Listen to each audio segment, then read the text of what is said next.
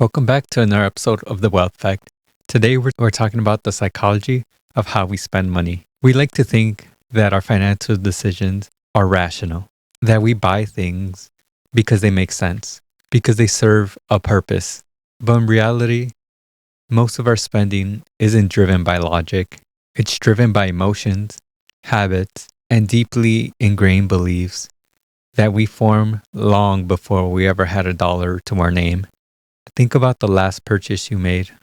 A coffee on the way to work, a new gadget you convinced yourself is essential, a trip you justified as a well-earned reward. Was that decision purely about value, or was there something else behind it? Maybe comfort, status, nostalgia, or even stress. Money is never just money. It's a reflection of who we are, how we see ourselves, and what we think will bring us happiness, security, or meaning. So today we're going to explore the hidden forces that dictate how we spend.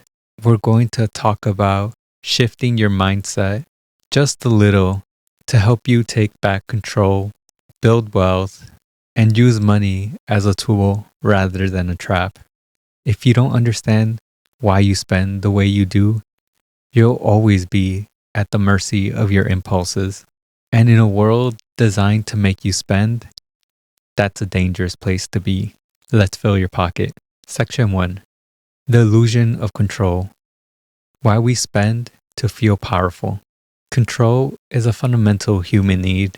When we feel like life is spinning out of control, whether it's in our careers, relationships, or even just the endless stream of uncertainty in the world, we look for ways to anchor ourselves, to reclaim a sense of power. For many of us, spending money becomes that anchor. Think about it.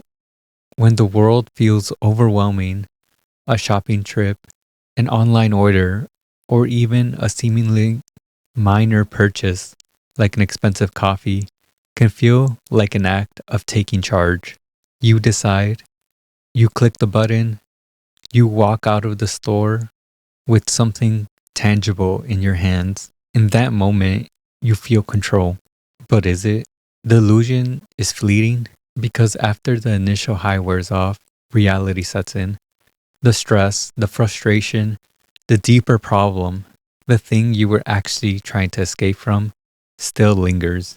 Worse, now that there might be a new problem, financial anxiety, guilt, or even the realization that you purchased something that didn't actually change anything.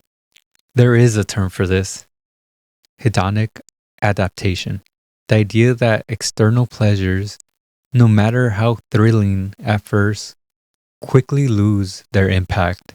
The new car, the designer bag, the latest gadget, it all becomes ordinary.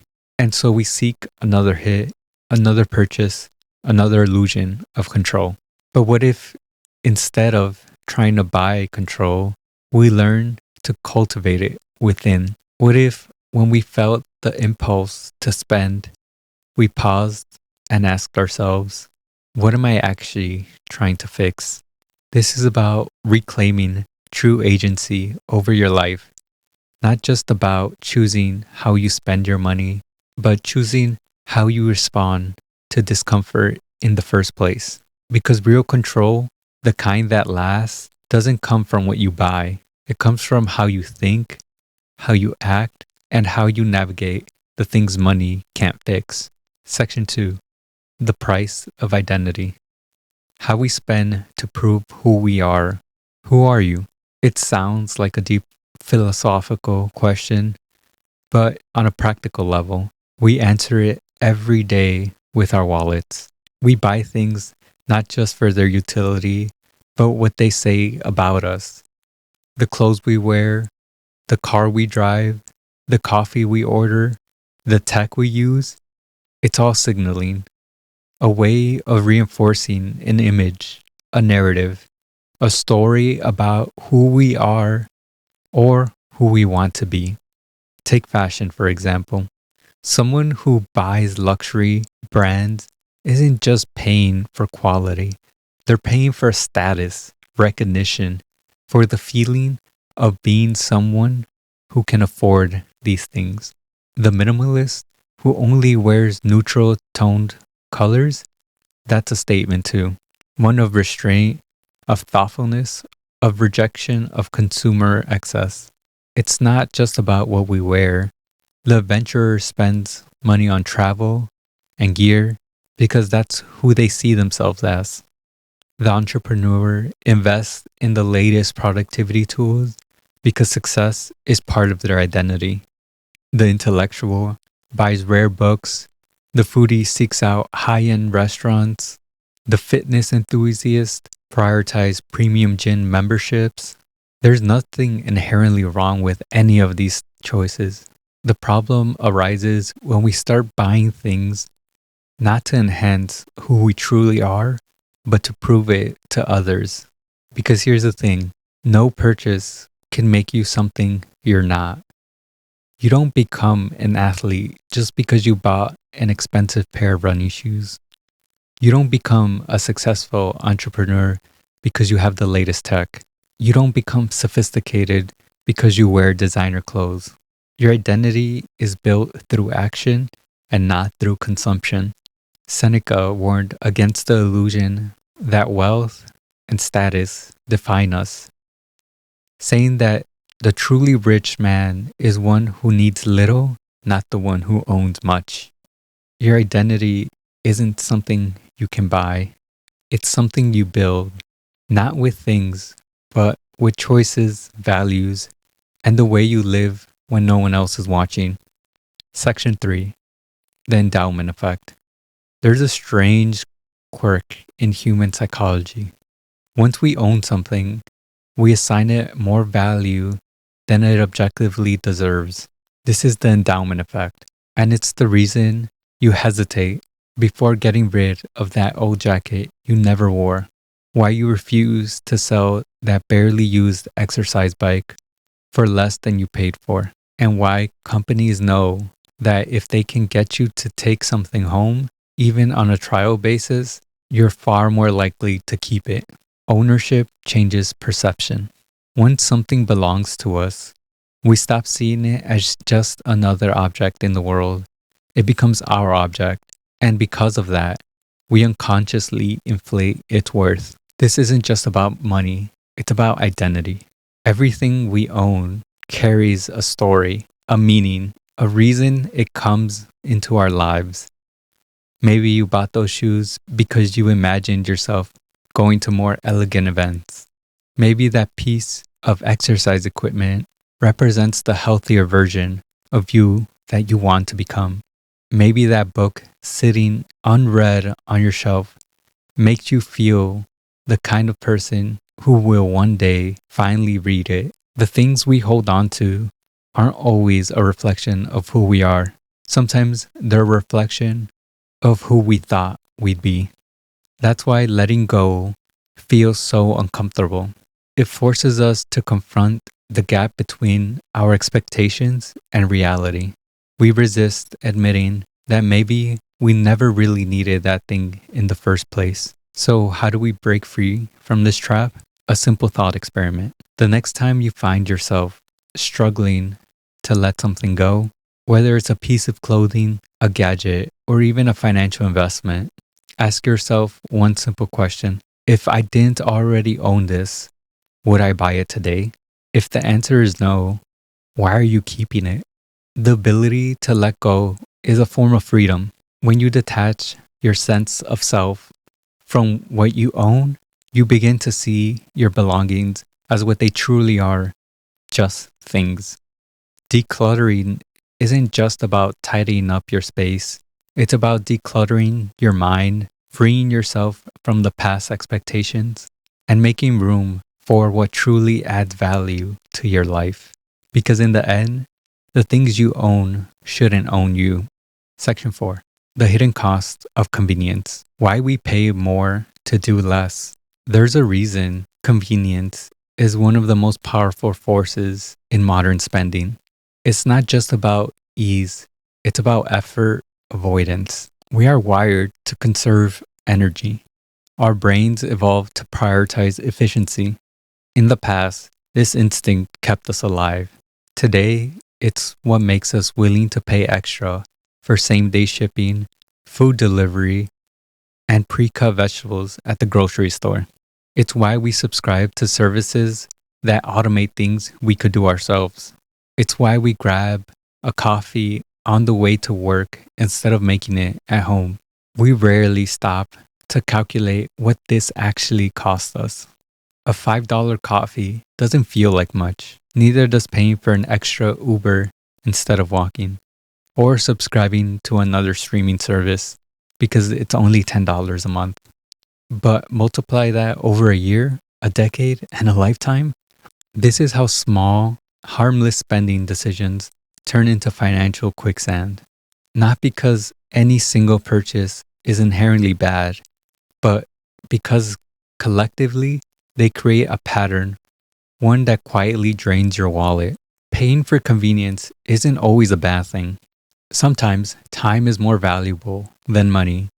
If an expense genuinely improves your life, saves you hours of effort, or allows you to focus more on meaningful work, it can be a smart choice.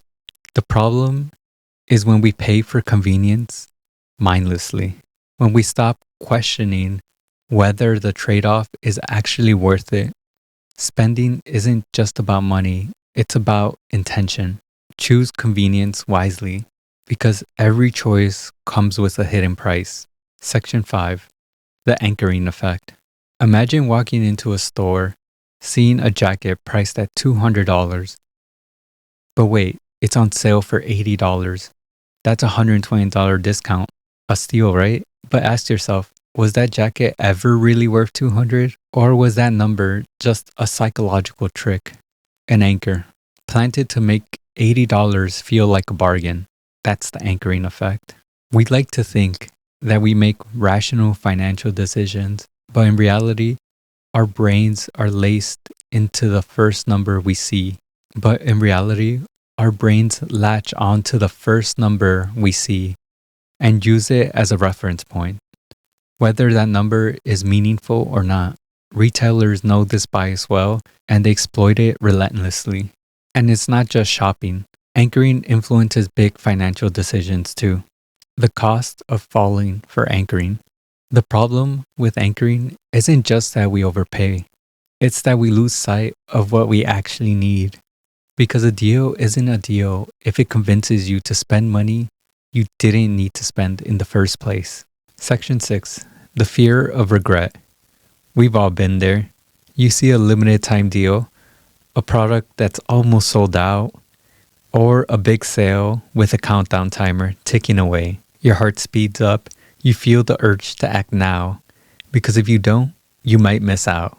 This is the fear of regret in action. Psychologists call it regret avoidance, and it's a major driver of impulse spending. We buy things not just because we need them, but because we fear that if we don't buy them, we'll regret it later. The regret paradox. Ironically, this fear of regret often leads to the very thing it was trying to avoid: actual regret. Retailers understand this deeply, which is why they engineer shopping experiences around urgency. And we fall for it because we don't like to feel like we've missed out. How to outsmart regret-driven spending. The antidote to impulse buying isn't willpower. It's pause and perspective. The 24-hour rule. If you feel the urge to make a large purchase immediately, wait a full day. If you still want it after 24 hours, it's more likely to be a deliberate choice rather than an emotional reaction. The future you test. Ask yourself, a week from now, will I still feel happy about this purchase? If the answer is uncertain, don't buy it. Reframe the fear. Instead of thinking, what if I miss out? Flip the question and ask, what if I regret this? Which regret is worse, missing a deal or wasting money on something unnecessary. Wealth isn't about grabbing every opportunity. It's about knowing which opportunities are the ones that are actually worth it. So there you have it.